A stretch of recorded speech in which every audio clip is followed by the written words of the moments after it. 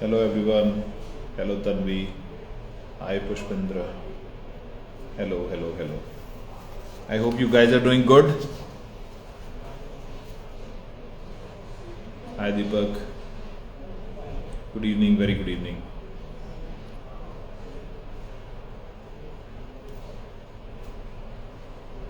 Hello. Hello Khushi.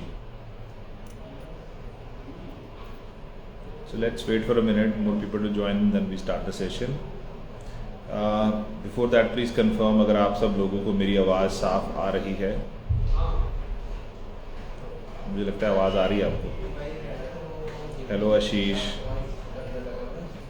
Can you anybody confirm आपको आवाज़ आ रही है?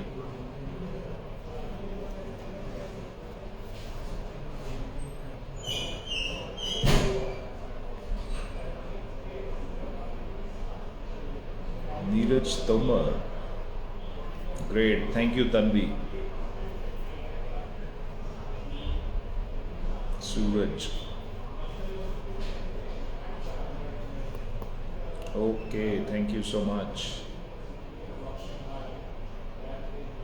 Great. So here we start with the first question जो आप लोगों ने पूछा था. हम उल्टा शुरू कर रहे हैं, जो सबसे लास्ट क्वेश्चन था वो पहले पूछ रहे हैं. सो क्वेश्चन ये है कि रनिंग होती नहीं है तो क्या करना चाहिए. So ideally first problem could be, अगर वेट ज़्यादा है तो मैं रिकमेंड नहीं करूँगा रनिंग. आई वुड सजेस्ट कि आपको वॉक करनी चाहिए. सेकंड, अगर वेट आपका सही रेंज में है, यानी कि BMI चार्ट के हिसाब से सही है, देन आप ग्रेजुअली रनिंग कर सकते हो. उससे पहले आपका इंड्योरेंस वॉक का अच्छा होना चाहिए. जब हम स्टेडी स्टेट की बात करते हैं तो 60 मिनट का एंड्योरेंस या 90 मिनट्स का एंड्योरेंस आपका लो इंटेंसिटी पे होना चाहिए. जब आप वो करने लग जाओगे फिर ग्रेजुअली आप उसमें इंटरवल रनिंग इनकॉर्पोरेट करते हो. इंटरवल रनिंग आप 1 मिनट रन करते हो और 1 मिनट आप वॉक करते हो, और ये पूरी डिस्टेंस आपको 60 मिनट ऐसे नहीं करना. स्टार्ट विद 20 मिनट्स जिसमें 10 मिनट रन के होंगे, 10 मिनट वॉक के होंगे.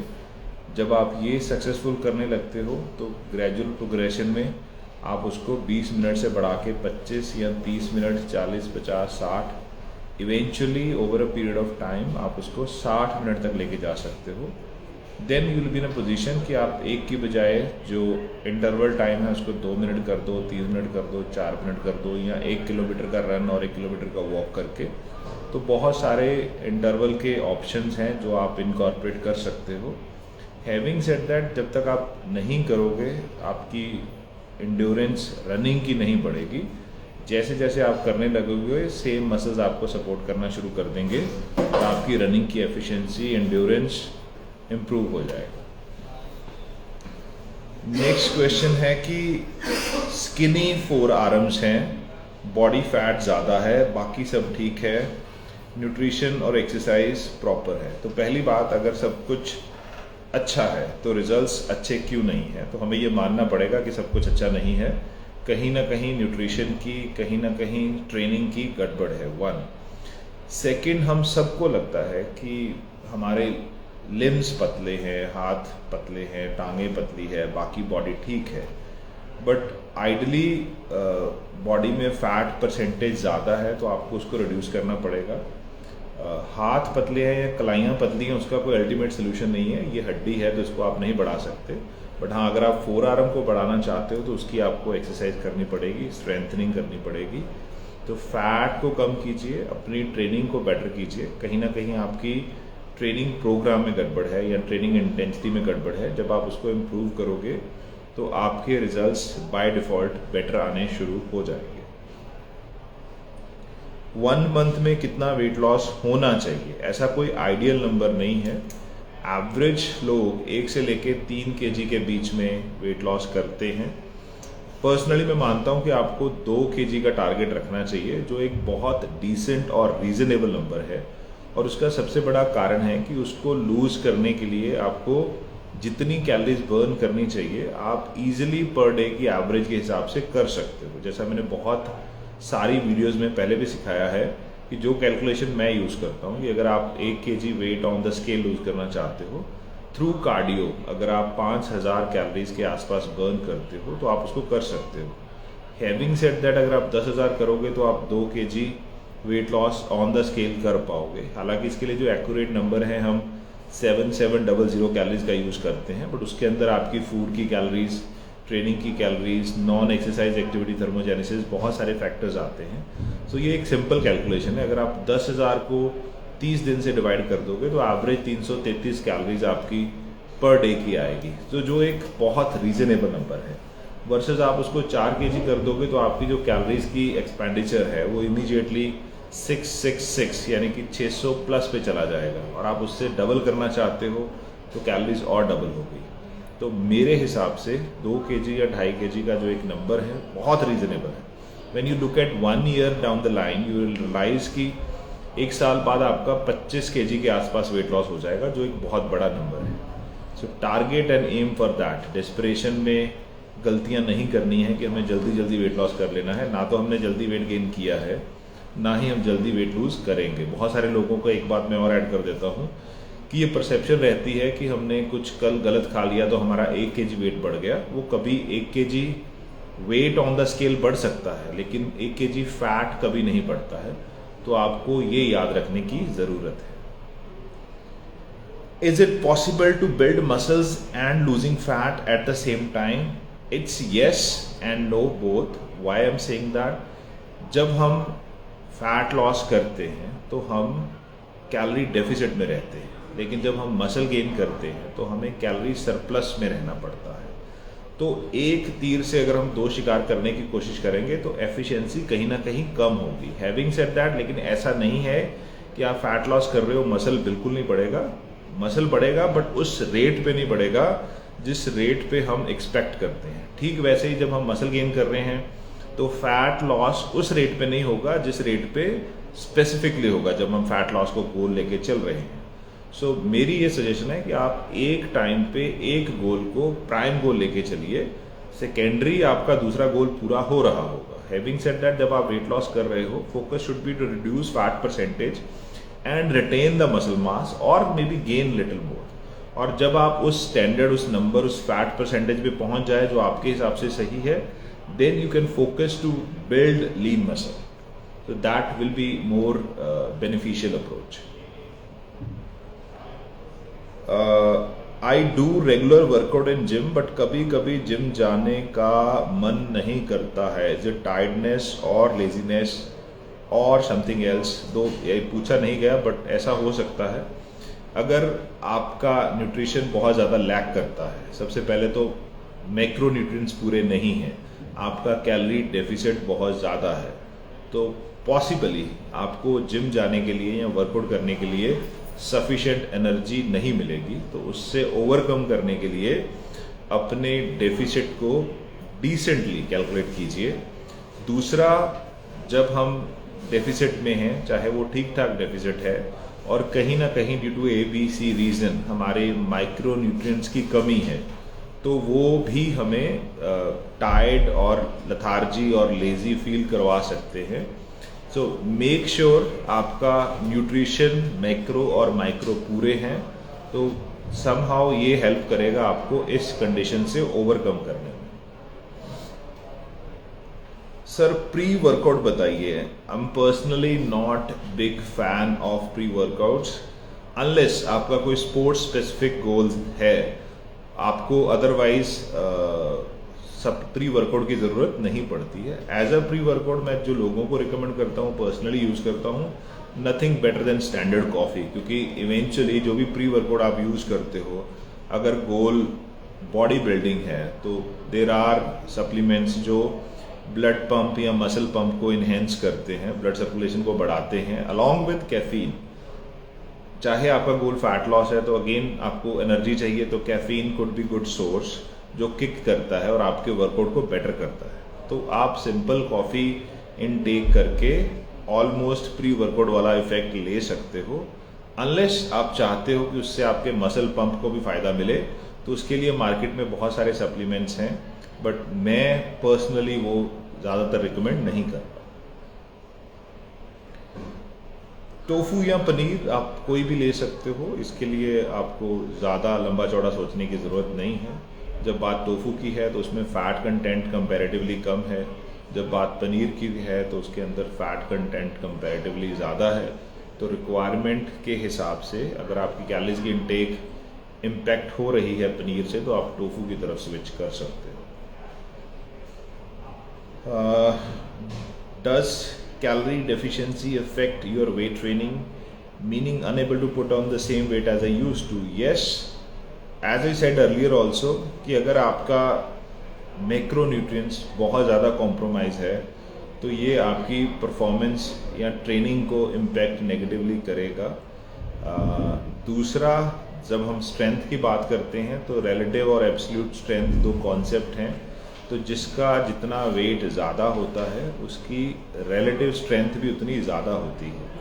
तो जब आपका वेट कम होगा तो आपकी strength comparatively relative to the weight वो कम हो ही जाएगी।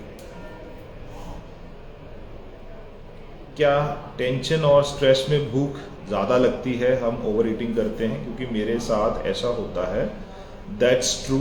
जब हम स्ट्रेस में हैं बॉडी में कॉर्टिसोल लेवल बढ़ता है, उसको ओवरकम करने के लिए हम चाहते हैं कि बॉडी हैप्पी हार्मोन रिलीज़ करे और समहाउ खाने से वो रिलीफ वो रिलीज़ मिलता है। तो इसीलिए हम भरपेट खाना खाते हैं या अपनी पसंदीदा चीज़ें खाते हैं, ओवर ईटिंग करते हैं।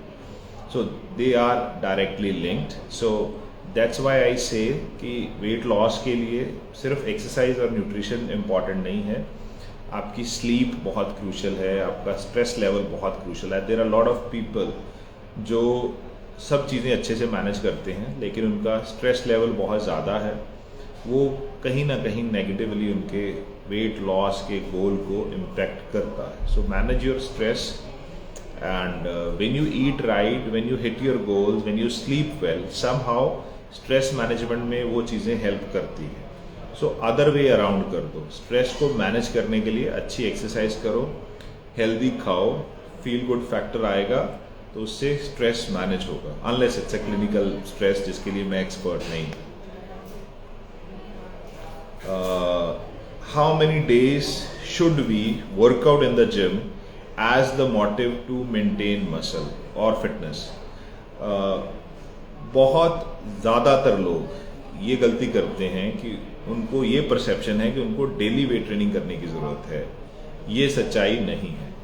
In fact the best of the best in the world वो भी हफ्ते में 4 दिन वेट ट्रेनिंग करते हैं। बहुत एक्सट्रीम केसेस में एडवांस प्रोफेशनल बॉडी बिल्डर 5 दिन ट्रेनिंग करते हैं। हैविंग सेड दैट, अब बॉडी बिल्डर की जो रिक्वायरमेंट है मसल स्टिमुलस की आम इंसान की सेम नहीं हो सकती, तो ऑब्वियसली कम होगी। तो as per the guidelines from ACSM और American College of Sports Medicine, वो यही बताता है कि आप 2 से 3 दिन वेट ट्रेनिंग हफ्ते में करते हो तो आप बड़े आराम से अपने मसल को रिटेन कर सकते हो, एट्रॉफी से बचा सकते हो, इनफैक्ट हाइपरट्रॉफी या मसल गेनिंग भी कर सकते हो। सो 2 से 3 दिन वेट ट्रेनिंग, ज़्यादा से ज़्यादा 4, वो भी आप उसको 2, 3, 4 के बीच में बड़े आराम से प्ले कर सकते हो, आपके लिए बेनिफिशियल रहेगा। Sir, I track calories and walk and lost 20 kg. Commendable, very good in 18 months, perfect. I have started resistance training with a resistance band and gained 4 kg weight. See, the problem is not always weight on the scale. So maybe because of your earlier approach, आप strength training नहीं कर रहे थे, तो muscle के पास कोई कारण नहीं था खुद की एनर्जी को रिस्टोर करने के लिए और मसल को बड़ा रखने के लिए। तो जैसे ही आपने स्ट्रेंथ ट्रेनिंग शुरू की तो मसल ने अपनी रिकवरी शुरू कर दी। तो जो भी आपका गेन हुआ है रिसेंटली, उसमें से मेजर कंपोनेंट आपका मसल या फ्लूइड गेन है। तो उसके बारे में आपने चिंता नहीं करनी, अनलेस कि आपका स्केल पे जो मेजरमेंट है वो चेंज हो गई है। स्केल इन द सेंस कि मेजरमेंट टेप पे, तो फैट आई एम श्योर आपका नहीं बढ़ा होगा हाइपोथेटिकली, तो चिंता करने की कोई बात नहीं है। इसीलिए मैं हमेशा रिकमेंड करता हूँ कि फॉलो अ प्रोग्राम जिसके अंदर स्ट्रेंथ ट्रेनिंग साथ की साथ हो, बजाय आप उसको 1 महीने और 1 साल बाद करो, 2 साल बाद करो। स्ट्रेंथ ट्रेनिंग लेके चलो ताकि आप अपने मसल को रिटेन और मेंटेन साथ के साथ कर सको। How to burn 500 calories by cardio every day? The same answer, by cardio. So in cardio you can do lot of activities including your walk. Idea of cardio is to raise your heart rate. तो आप walk कर सकते हो, अगर आपकी body allow करती है तो आप रन कर सकते हो, आप साइकिलिंग कर सकते हो, आप स्विमिंग कर सकते हो, आप डांस कर सकते हो। सो एनी एक्टिविटी, आप स्टेयर क्लाइंब कर सकते हो जिससे आपकी हार्ट रेट बढ़ती है और वो सेफ है आपकी जॉइंट हेल्थ, आपकी बॉडी कंडीशन के हिसाब से। तो उसको आप इनकॉर्पोरेट करके मिक्स एंड मैच करके 500 कैलोरीज बर्न कर सकते हो। ज़रूरी नहीं कि आपको एक एक्टिविटी से करनी है या मल्टीपल एक्टिविटी से करनी है। End of the day 500 calories are 500 calories, just like कि 500 rupees are 500 rupees, no matter कि उसमें करेंसी क्या है। आप 100 के नोट 5 यूज़ कर रहे हो या 500 का 1 कर रहे हो, मैटर यही करता है कि वो 500 रुपीज़ हैं और ये 500 कैलोरीज हैं। Is Coke zero as good as water? As good as water तो नहीं हो सकता, बट यस आप उसको अनहेल्दी कोक से रिप्लेस ज़रूर कर सकते हो। और as per the recent studies available उसका कोई साइड इफेक्ट लॉन्ग टर्म में नहीं देखा गया है, but it can not be replacement for water for sure. Can I reduce 5 kg weight in 2 weeks? Again, I won't advise it or I'll advise against it.